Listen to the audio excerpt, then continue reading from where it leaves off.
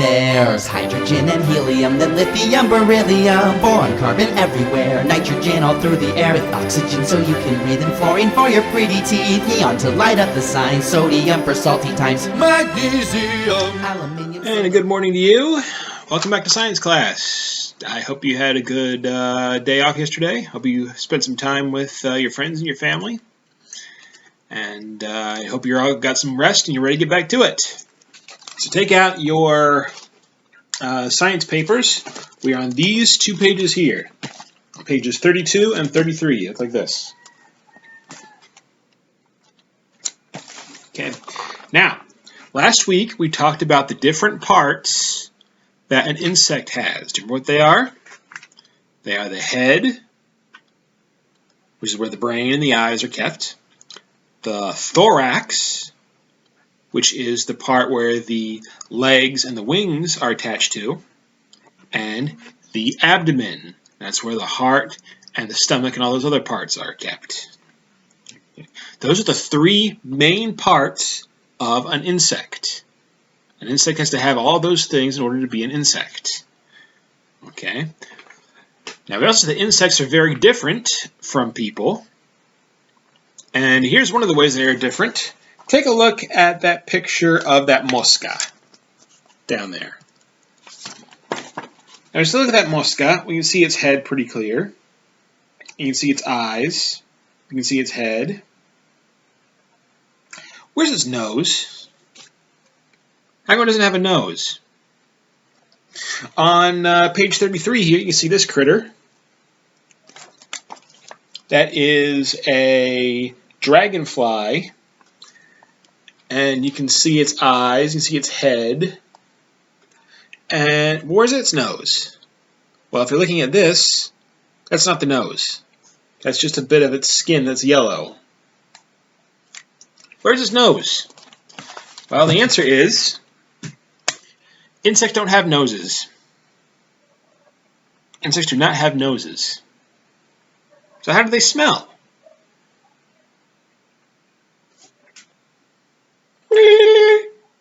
Take a look at these pieces over here. Take a look at, you see them really well on number 2 here, on the butterfly. You see these little things that are sticking up from its head?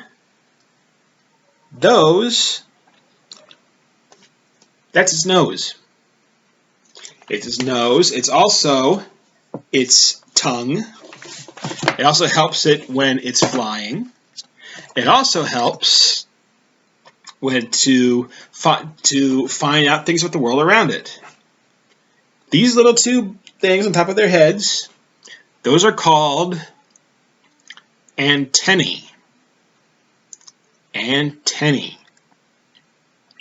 We can use another word for them, feelers. The antennae are the things that allow insects to touch, smell, and taste, and find out things about the world.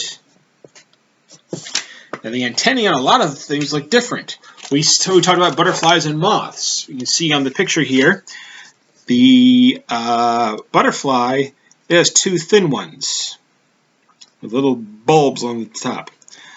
But the moth, up here, on top of the head there, the moths, they sort of look like feathers. A lot of these these antennae on these insects look very different, but they all do the same thing. The antennae, or the feelers, help insects to smell, taste, touch, keep their balance as they fly and move, and to find out about the world around them. Now, they also have something else. It's mentioned here on page 33. It's called sensilla. Sensilla. Okay, it's a double L there. Sensilla. If you take a look at this fly here on page 32, you can see that it's covered with hairs. It's all covered with hairs. It's got hairs on its back and hairs on its legs. Those are the sensilla. Those are like the antenna. But while the antenna, they're at the top. They're the ones they use the most. But the sensilla are like antenna for all over the body. They're little hairs that help they help the insects to touch things. They help the insects to hear. Yes, that's how they hear. We hear with our ears. But insects hear with their sensilla. When we hear things, we hear sound, and it makes our ears wiggle a little bit on the inside. We'll talk about that someday when we talk about parts of our body. But the insects, they don't need that. They don't need that because they can pick up movements with their sensilla. The sensilla are little hairs on an insect that help them to understand the world around them. They help them to smell, taste, and touch. It would sort of be like your tongue. If you take your finger and feel your tongue, you feel your tongue is got little bumps all over it. Those are like your sensilla. But insects have them all over their body. So they taste not by licking it up, but by landing on something. They land on something and they say, oh, this is a table. I don't think I want to eat that table. It doesn't taste very good. And they might go over to a flower and say, oh, this flower tastes a lot better. I'm going to eat this flower. Or they might come and land in your Kool-Aid when you're drinking it at church and say, hey, this is really good. We get flies in our Kool-Aid at church all the time. Flies on the Kool-Aid, flies on the cake.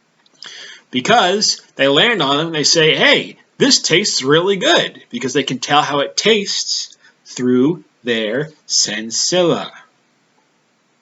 Okay. Those are the two parts on an insect that allow them to understand the world around them. The first was antennae, or feelers.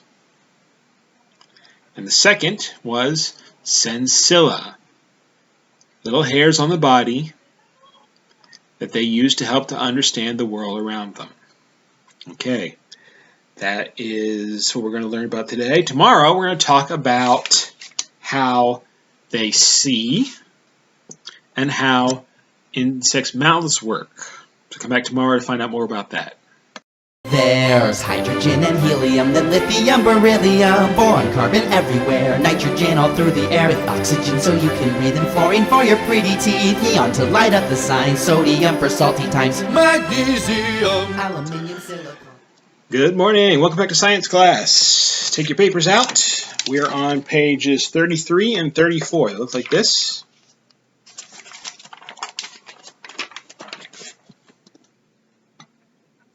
Okay. All right, we're talking about the different parts of the insect. Yesterday we talked about the antenna and the sensilla, two parts that help the insect find out about the world around it. Now, what you didn't talk about is the easiest way they can find out the world about them. Their eyeballs. Now, take a look at your paper here. You can see that critter there. That is a dragonfly. Take a very, very close look at its eyes. What do you see? You see a whole bunch of little dots on there. And each one of those dots is an eye. Dragonflies and a lot of other insects, they don't have just two eyes. They have two big eyes that are made of a lot of little eyes. So they see a lot. The word for that is compound eyes. A compound eye is one big eye that's made up of a whole bunch of little eyes, or simple eyes. So we put that all together. Compound eyes are eyes that are made out of simple eyes. Because the insects have so many eyes, it allows them to see light and movement a whole lot better than we can. Have you ever tried to sneak up on a bug, on a fly? It's a lot harder than you think it is. Especially those of you who went out for your insect zoo. You try to sneak up on a fly, the mosca will usually see you coming. And as you swing down to hit it, it will probably see you. And if it doesn't see you, its antenna and its sensilla will sense you coming and get out of the way.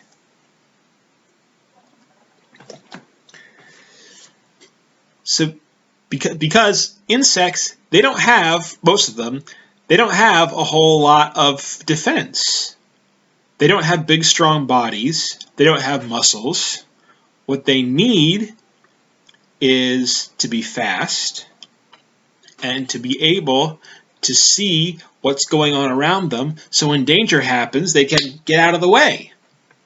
So God gave them big eyes, compound eyes, made out of a whole bunch of little simple eyes.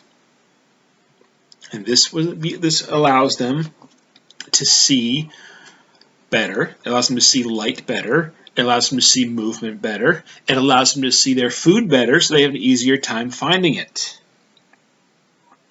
Also, you know what else they don't have? Eyelids. They don't have these. Insect eyes are open all the time. They never close their eyes because they can't close their eyes. They don't need to close their eyes, so they can always see what's going on around them. Okay. Now, we talked about their eyes. Let's talk about their mouths. It's on this page.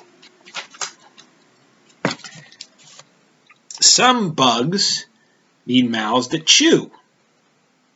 Some bugs need mouths that suck. They have mouths like a straw,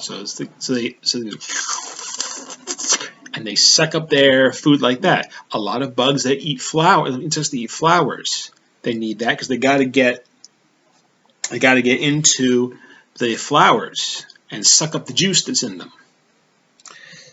Some have what our book calls a piercing, sucking mouth. That means they have a mouth like a needle. They can stab what they're trying to eat because the outside is tough. So they use their mouth to stab what's in, and they can eat or drink what's inside. And some bugs have what our book calls a chewing, lapping mouth. These are insects with long tongues. So they can get in there and get what they need. They all have different mouths, and their mouths change depending on what they eat.